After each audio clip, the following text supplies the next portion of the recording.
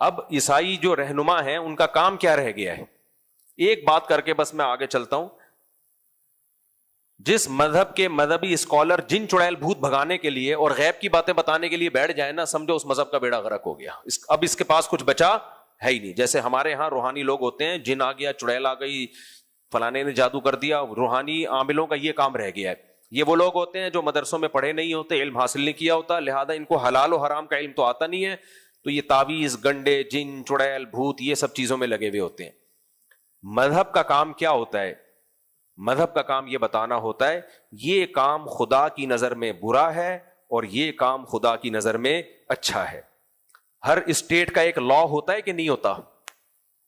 ہوتا ہے کہ نہیں ہوتا؟ تو ایسے ہی آسمانی مذہب کا بھی ایک لا ہوتا ہے. اسٹیٹ کا الگ ہوتا ہے، آسمانی مذاہب کا الگ. تو اللہ ہم سے مطالبہ کرتے ہیں کہ جو آسمانی مذاہب کا لا ہے، اسٹیٹ کا بھی وہی لا ہونا چاہیے. یہ زمین پہ نافذ ہونے کے لیے آیا ہے.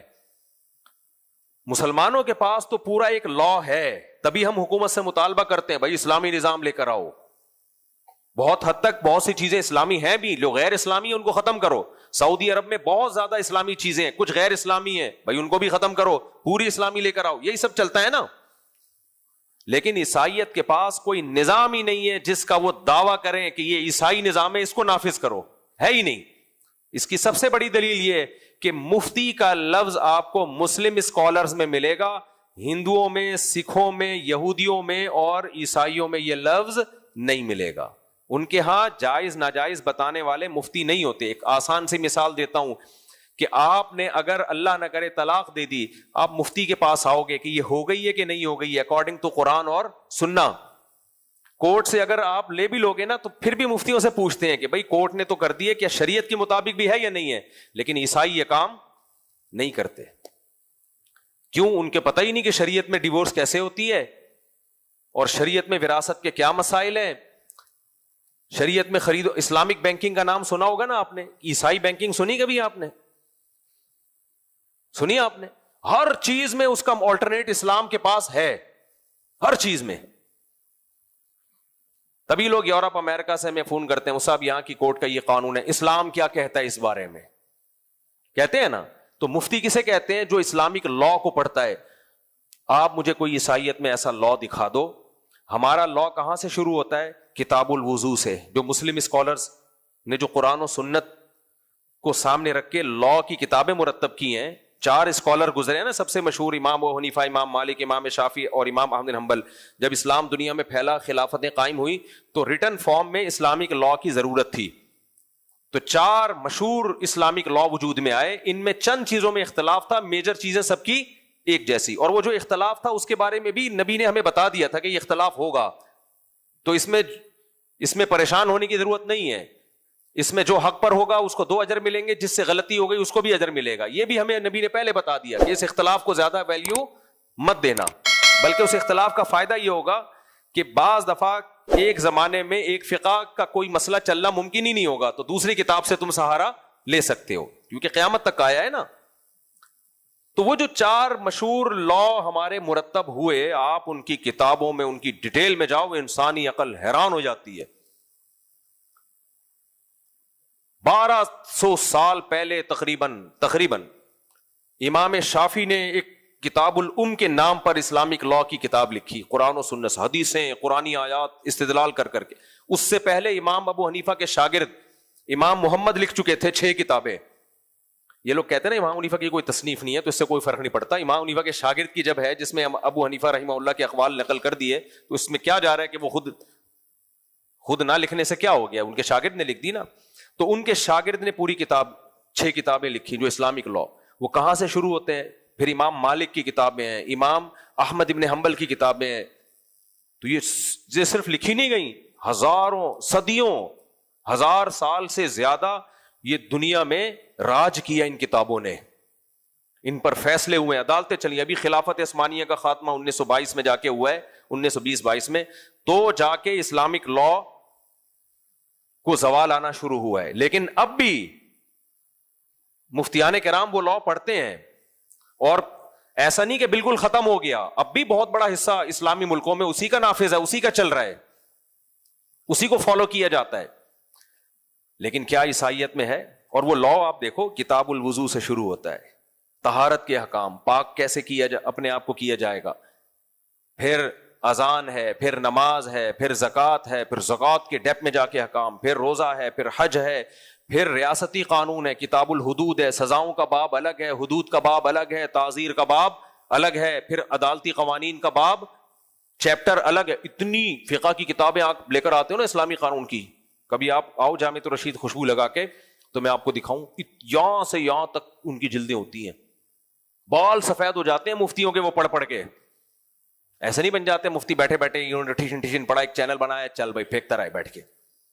تو اتنی بڑی بڑی کتابیں پوری پوری زندگیاں گزر جاتی ہیں. یہ روحانی علاج کے ٹوٹکے تھوڑی لکھے ہوتے ہیں ان کتابوں میں، اسلامی لا لکھا ہوتا ہے، قانون لکھا ہوتا ہے، تبھی مفتیوں کے پاس ہر مسئلے کا جواب ہوتا ہے.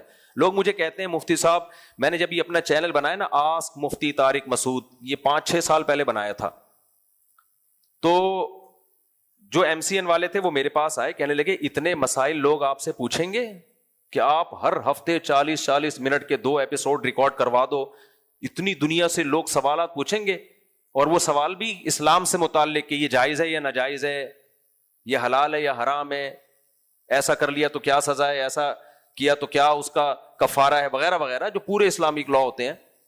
اس نے کہا یہ چلے گا کیسے، اتنے سوالات آئیں گے. میں نے کہا میرے بھائی اتنے آئیں گے نا کہ اگر میں یہ روزانہ بھی 2-2 گھنٹے ریکارڈ کرواؤں پورے نہیں ہوں گے.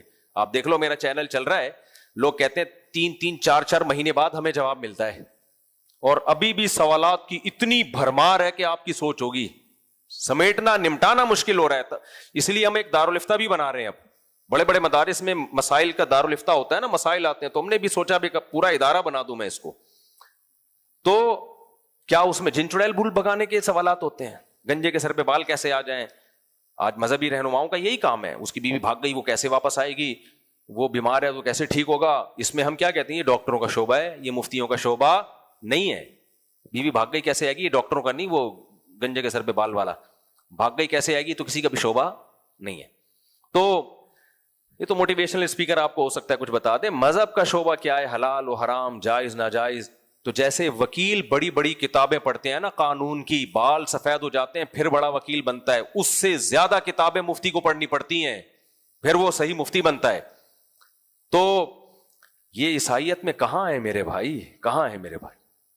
میں نے ایک عیسائی پادری سے سوال پوچھا تھا، بتاؤ باپ مر جائے تو اولاد کا کس کا وراثت میں کتنا حصہ ہے، بیوہ کا کتنا حصہ ہے. وہ جواب نہیں دے سکے.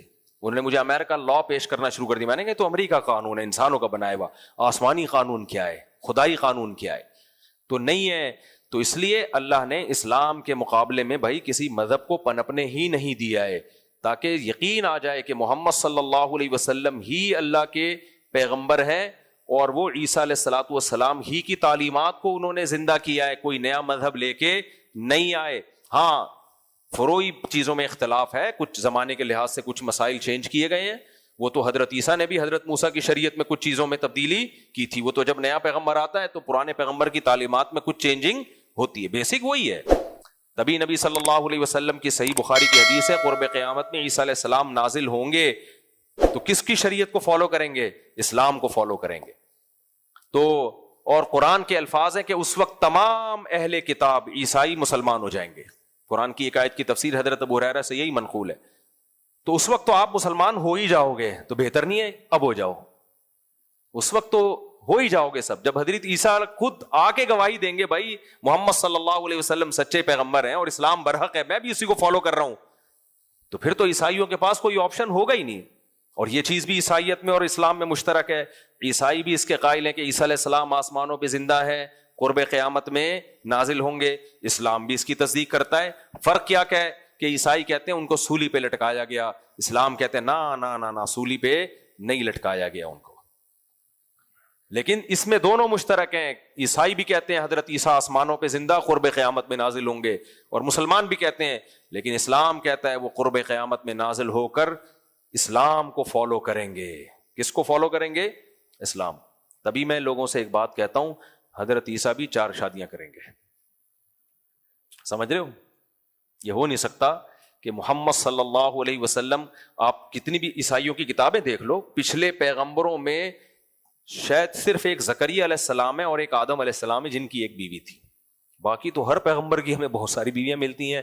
تو یہ کیسے ممکن ہے کہ عیسیٰ علیہ السلام بغیر نکاح کیا آسمانوں پہ چلے گئے اور اللہ نے آپ کا نکاح کرایا ہی نہیں؟ اسی وجہ سے اللہ کو پتا تھا آئیں گے تو پھر ہوں گے ان کی صحیح، ان کے کثرت سے نکاح ہوں گے. تو یہ سب چیزیں کامن ہیں. تو اسی وجہ سے قرآن نے عیسائیوں کی صورت میں ایک تعریف بھی کی ہے.